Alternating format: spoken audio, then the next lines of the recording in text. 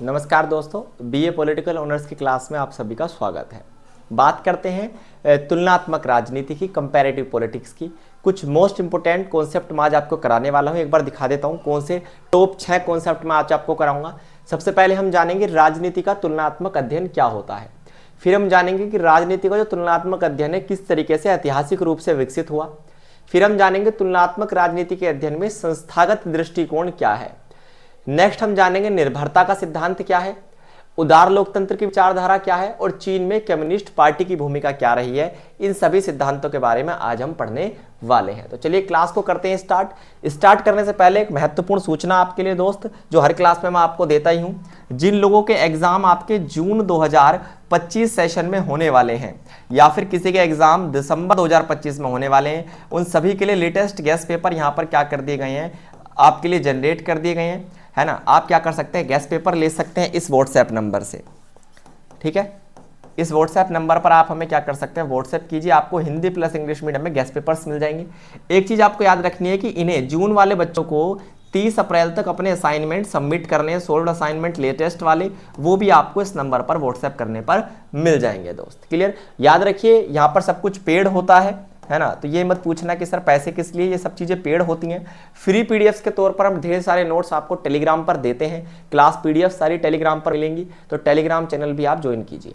बात करते हैं राजनीति का तुलनात्मक अध्ययन दोस्त।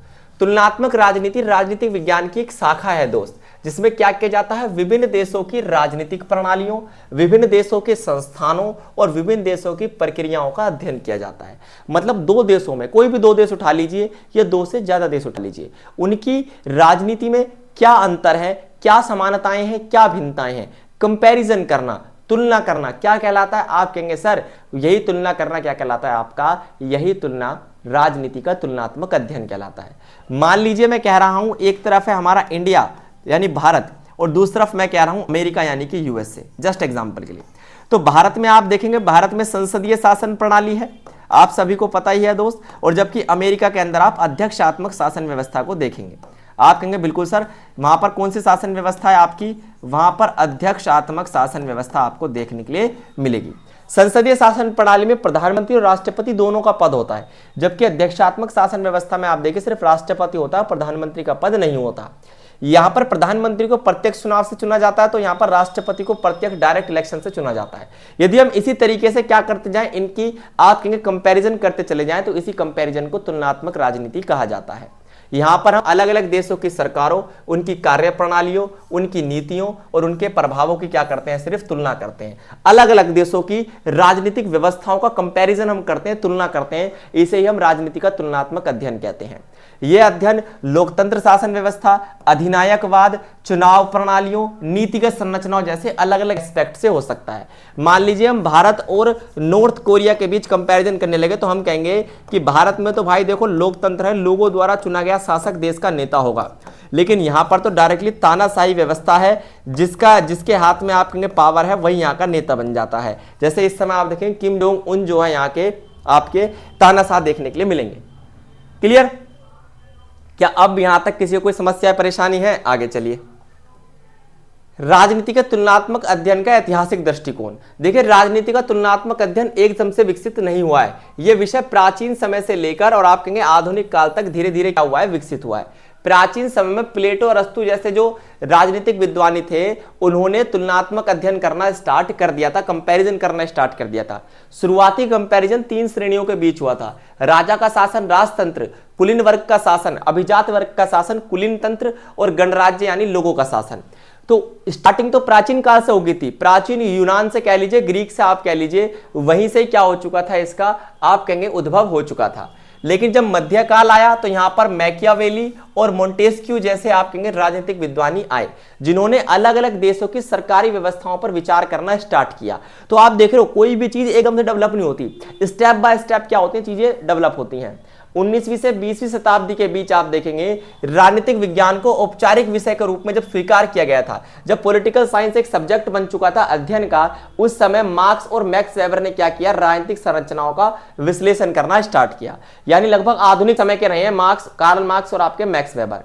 लेकिन दूसरे विश्व युद्ध के बाद का जो समय रहा, यानी 1945 के बाद का जो समय रहा, इस समय व्यवहारवाद का जन्म हुआ और राजनीति के अंदर आप कहेंगे अलग अलग राजनीतिक व्यवहारों के बीच तुलना करनी स्टार्ट कर दी कि लोकतंत्र में सरकार का व्यवहार कैसा होता है, तानाशाही व्यवस्था या फिर राजतंत्र में किस तरीके का होता है, सैनिक शासन में कैसे होता है। अलग अलग राजनीतिक व्यवहारों का अध्ययन यहां पर किया जाने लगा था दोस्त। तो आप देख रहे हैं धीरे धीरे तुलनात्मक राजनीति विकसित हुई, लेकिन आधुनिक तुलनात्मक राजनीति में हम अध्ययन का विषय किसे बनाते हैं? वैश्वीकरण को, अर्थव्यवस्थाओं को, राजनीति को और लोकतंत्र को। इन चार बेस पर हम क्या करते हैं? आज के समय में दो देशों के बीच कंपैरिजन हम करते हैं। जैसे हाल फिलहाल में आप देखेंगे अमेरिका के राष्ट्रपति बने हैं डोनाल्ड ट्रंप, तो वहां की जब चुनाव व्यवस्था को हमारे न्यूज चैनल दिखा रहे थे तो बार बार हमारे यहाँ के लोकतंत्र व्यवस्था और वहां के लोकतंत्र के बीच वो कंपैरिजन कर रहे थे। तो इसी कंपैरिजन को आप तुलनात्मक राजनीति कह सकते हैं। क्लियर दोस्त? आगे चलिए। नेक्स्ट, तुलनात्मक राजनीति में संस्थागत दृष्टिकोण क्या है? संस्थागत दृष्टिकोण सिर्फ इतना सा है, जब हम दो देशों की राजनीतिक प्रक्रियाओं में तुलना करने के लिए क्या करते हैं? संस्थाओं, इंस्टीट्यूशंस को टारगेट करते हैं। राजनीतिक संस्थानों के बेस पर क्या करते हैं? हम कंपैरिजन करते हैं। जैसे संविधान हो गया, विधायिका हो गई, कार्यपालिका, न्यायपालिका और नौकरशाही। इन संस्थाओं को लेकर हम क्या करते हैं? दो देशों की राजनीति में तुलना करते हैं। इसी दृष्टिकोण को आप कहेंगे संस्थागत दृष्टिकोण। मतलब क्या है दोस्त? इसको सैमुअल और आप कहेंगे डगलस जैसे जो राजनीतिक विद्वान हुए उन्होंने विकसित किया था। इस दृष्टिकोण में यह होता, मान लीजिए हमारा संविधान, अमेरिका के संविधान में क्या अंतर है? हमारे यहाँ की विधायिका को संसद कहते हैं, वहां की विधायिका को क्या कहते हैं फिर? है ना दोस्त, जैसे कांग्रेस कहते हैं वहां की विधायिका को, उस तरीके से यहाँ की कार्यपालिका और विधायिका में आप देखिए कोई सेपरेशन नहीं है, लेकिन अमेरिका में विधायिका और कार्यपालिका में प्योर सेपरेशन है। तो इन्हीं तत्वों को ध्यान में रखकर जब हम क्या करते हैं, आप कहेंगे राजनीति का अध्ययन करते हैं, तो इसी दृष्टिकोण को आप राजनीति का संस्थागत दृष्टिकोण कह सकते हैं दोस्त। अब पुराने तरीके से संस्थागत दृष्टिकोण में होता था तो जितनी भी संरचनाएं होती हैं सरकारी, जितने भी कानूनी ढांचे होते हैं, उनको ध्यान में रख के कंपैरिजन किया जाता था। लेकिन आज के समय में नया संस्थागत दृष्टिकोण क्या करता है? संस्थानों के साथ साथ सामाजिक, ऐतिहासिक और आर्थिक प्रभावों का भी विश्लेषण करता है। मतलब केवल सरकार की संरचनाओं का अध्ययन नहीं करना, आर्थिक विश्लेषण भी करना है। कौन सा देश आर्थिक मामले में आगे और कौन सा देश आर्थिक मामले में पीछे है। यह नया इंस्टीट्यूशनल अप्रोच है, यह पुरानी इंस्टीट्यूशनल अप्रोच है। दोनों ही आपको पेपर में एक्सप्लेन करनी पड़ेंगी। आगे चलें, निर्भरता का सिद्धांत समझिए। निर्भरता का सिद्धांत ये कहता है कि जो गरीब देश हैं वो अपने विकास के लिए किस पर डिपेंड है? आप कहेंगे विकसित देशों पर। यही है निर्भरता का सिद्धांत। 1960 के दशक में सिद्धांत विकसित हुआ था दोस्त। इस विचारधारा में आपको आंद्रे यानी एंड्रयू और इसके अलावा राउल प्रेविस जैसे राजनीतिक विचारधारक दिखाई देंगे। यह सिद्धांत क्या कहता है? इस बात पे लगाइए ट्रिपल स्टार। यह सिद्धांत कहता है कि विकासशील देश औपनिवेशिक विरासत और असमान वैश्विक व्यापार के कारण, एक तो औपनिवेशिक विरासत, क्योंकि कुछ देशों पर तो क्या रहा है, आपके गुलाम रहे हैं कुछ देश। जैसे भारत जैसे देश आगे क्यों नहीं बढ़ पाए? क्योंकि लंबे समय तक गुलामी पीरियड में रहे हैं। श्रीलंका के क्यों नहीं पढ़ पाया भाई? वही सेम कंडीशन। तो कुछ देश तो गुलामी पीरियड के कारण और बाकी असमान वैश्विक व्यापार के कारण।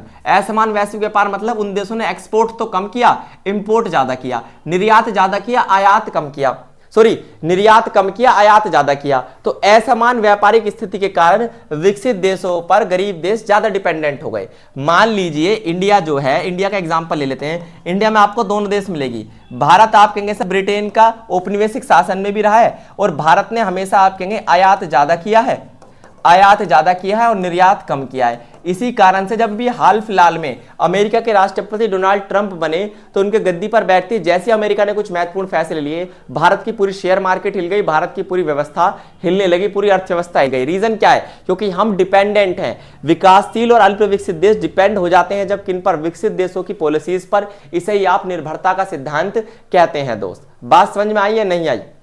चलिए दोस्त, क्लियर?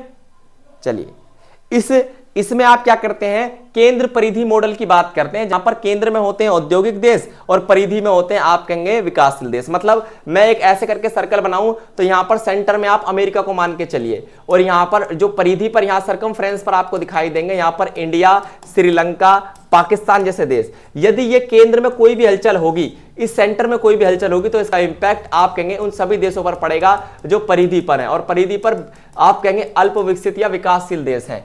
तो केंद्र हिलेगा तो आप कहेंगे भाई सीधी सी बात है पूरा पहिया घूमेगा। पहिया कहां से घूमता है? केंद्र से। यहां हलचल होगी जब भी तो पूरे पहिए में हलचल होगी, तो इसका इफेक्ट आप कहेंगे गरीब देशों पर पड़ता है। इसे ही सेंट्रल पेरिफेरी मॉडल भी कहते हैं, इसे ही निर्भरता का सिद्धांत भी आप कह देते हैं। क्लियर? निर्भरता का सिद्धांत कुछ नहीं है कि विकसित देशों द्वारा लिए गए फैसलों से क्या होता है, गरीब देशों की अर्थव्यवस्थाएं कई बार चरमरा जाती हैं, इन्हें ही हम निर्भरता का सिद्धांत कहते हैं। क्लियर? आगे चलिए। उदार लोकतंत्र क्या है दोस्तों? उदार लोकतंत्र एक ऐसी शासन प्रणाली है जिसमें स्वतंत्र और निष्पक्ष चुनाव होते हैं, कानून का शासन होता है, नागरिक के अधिकारों की रक्षा की जाती है, पावर्स का डिस्ट्रीब्यूशन होता है, और आप कहेंगे साथ साथ बहुलवाद। बहुलवाद मतलब बहुत सारे धर्म संस्कृति के लोग एक साथ रहते हैं, ऐसी व्यवस्था को आप उदार लोकतंत्र कहते हैं। इस विचारधारा को देने वालों में आप जॉन लॉक को देख सकते हैं, जॉन स्टुअर्ट मिल और मोंटेस्क्यू, ये तीनों ही विचारधारक इसमें रहे हैं। इसमें व्यक्तिगत स्वतंत्रता पर ज्यादा ध्यान दिया जाता है, इंडिविजुअल फ्रीडम जिसे आप कहते हैं दोस्त। और याद रखिए अमेरिका जैसे देशों में आपको लिबरल डेमोक्रेसी देखने के लिए मिलती है। मौलिक अधिकार का सिद्धांत भी आप देखिए अमेरिका ने इसको जन्म दिया था। ठीक है। सरकार पर संवैधानिक नियंत्रण मतलब क्या? सरकार संविधान के अंडर काम करेगी, यह भी उदार लोकतंत्र में होता है। बहुदलीय चुनाव व्यवस्था होती है, मल्टी पार्टी सिस्टम होता है। जैसे अमेरिका में आप देखेंगे दो पार्टी हैं, एक रिपब्लिकन पार्टी और एक आपकी डेमोक्रेटिक पार्टी, और वहां की न्यायपालिका को स्वतंत्र रखा जाता है। अमेरिका में, ब्रिटेन में, कनाडा में और भारत में आपको यही उदार लोकतंत्र व्यवस्थाएं देखने के लिए मिलेगी, जहां पर लिबर्टी भी होती है और लोगों का शासन भी होता है। दोनों चीज एक जैसी होती हैं, एक साथ होती हैं, ये चीज याद रखिए। मौलिक अधिकार भारत ने अपने संविधान में कहां से लिए थे? आप कहेंगे अमेरिका के संविधान से ही लिए थे। क्लियर? चलिए, चीन की कम्युनिस्ट पार्टी की बात करें तो चीन में सिर्फ एक पार्टी का शासन है दोस्तों। आप इसे कह सकते हैं मल्टी पार्टी सिस्टम यहां पर नहीं है। इस पार्टी को कहते हैं चीनी कम्युनिस्ट पार्टी। इसकी स्थापना 1921 में हुई थी। और रूसी क्रांति कब हुई थी? रूस में 1917 में हुई थी। इस क्रांति के बाद सोवियत संघ की स्थापना हुई थी, 15 देशों के साथ रूस ने ही की थी, आपको पता है ये चीज। तो इसी क्रांति से प्रभावित होकर चीन ने CPC communist party of China की स्थापना की थी। इस पार्टी के नेता थे माओ त्से तुंग। ठीक है दोस्तों, ठीक है। इसने किसानों और श्रमिकों का क्या किया था दोस्तों? समर्थन हासिल किया था। रीजन क्या है? क्योंकि कम्युनिस्ट का मतलब होता है कम्युनिज्म, साम्यवाद, जहां पर गरीब तबके के लोगों को भी क्या किया जाता है? सुरक्षा दी जाती है, जहां पर देश के सारे संसाधन सरकार के हाथ में होते हैं और सरकार ही लोगों में इन संसाधनों को क्या करती है? बांटती है, इक्वली डिस्ट्रीब्यूट करती है और लोगों के शोषण को रोकती है। क्योंकि उस समय आप कहेंगे रशिया और चाइना मित्र हुआ करते थे और रशिया के संबंध आप कहेंगे चाइना से बहुत अच्छे थे। और बाद में जब रशिया सोवियत संघ में तब्दील हो गया 1922 के आसपास, तो उस समय सोवियत संघ के साथ चाइना के संबंध बहुत अच्छे हो गए थे और दोनों के अंदर एक ही पार्टी थी, कम्युनिस्ट पार्टी। दोनों की अलग अलग थी पर थी कम्युनिस्ट पार्टी के नाम से, कम्युनिस्ट पार्टी ऑफ चाइना और कम्युनिस्ट पार्टी ऑफ सोवियत संघ। दोनों जगह एक एक पार्टी का शासन रहा। सोवियत संघ में भी आप देखेंगे लगभग 70 साल तक कम्युनिस्ट पार्टी ने ही शासन किया। 1991 में जब तक सोवियत संघ टूटा नहीं तब तक वहां भी कम्युनिस्ट पार्टी ही रही। और चाइना में भी आज तक कम्युनिस्ट पार्टी का ही शासन है, 100 साल से ऊपर हो चुके हैं। इसी पार्टी में से कुछ उम्मीदवार चुनाव में खड़े होते हैं और उनमें से एक उम्मीदवार को चुना जाता है। इसे एक दलीय व्यवस्था कहते हैं। अमेरिका जैसे देशों में आपको दो दलीय व्यवस्था देखने के लिए मिलेगी, वहां पर डेमोक्रेटिक पार्टी और रिपब्लिकन पार्टी, दो पार्टी हैं। फिर भारत जैसे देशों में आपको किस प्रकार की दलीय व्यवस्था देखने के लिए मिलेगी, आप मुझे कमेंट कीजिए। और पूरी अच्छे से बैच को कवर करने के लिए हमारे एजुचक्र एप्लीकेशन से हमारे साथ जुड़िए। थैंक यू, धन्यवाद, नमस्कार।